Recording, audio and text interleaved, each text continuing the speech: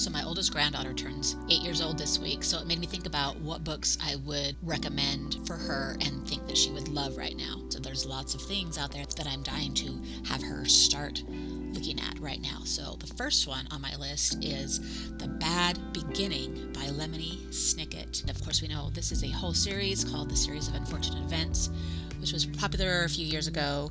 And I think that even if she maybe can't read this one yet, having her parents read them to her would be really fun. And then she can get wrapped up into this crazy story about these orphan kids and all their crazy adventures. Another one I loved the past few years, not as a kid, but even as an adult, is The Diary of a Wimpy Kid by Jeff Kenney.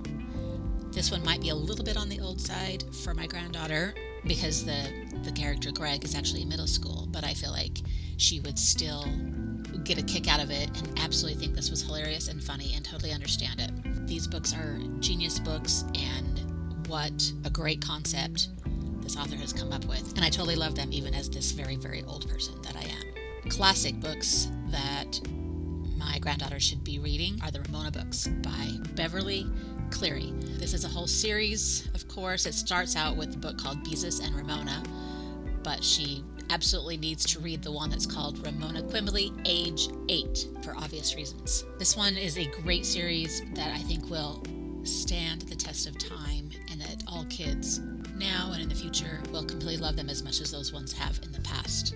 When I was a kid, I loved The Boxcar Children by Gertrude Chandler Warner. I thought this was just this one book, and it was only later that I realized it was a series.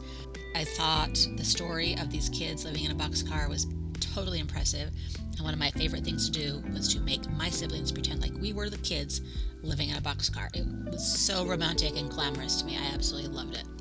And then, of course, finally, The Little House on the Prairie books by Laura Ingalls Wilder. These are the first books that I ever actually remember reading on my own. Sometimes I'm worried that they might not stand the test of time because they're sometimes a little drier in their storytelling. But obviously, they've held up over time already, and so we know that they will stand the test of time. And I think that, of course, my granddaughter will also love them just like I did. And hopefully she will start looking into those if she hasn't already. So there you go, my suggestions for my very own 8-year-old granddaughter and any other kid that's around 8 years old.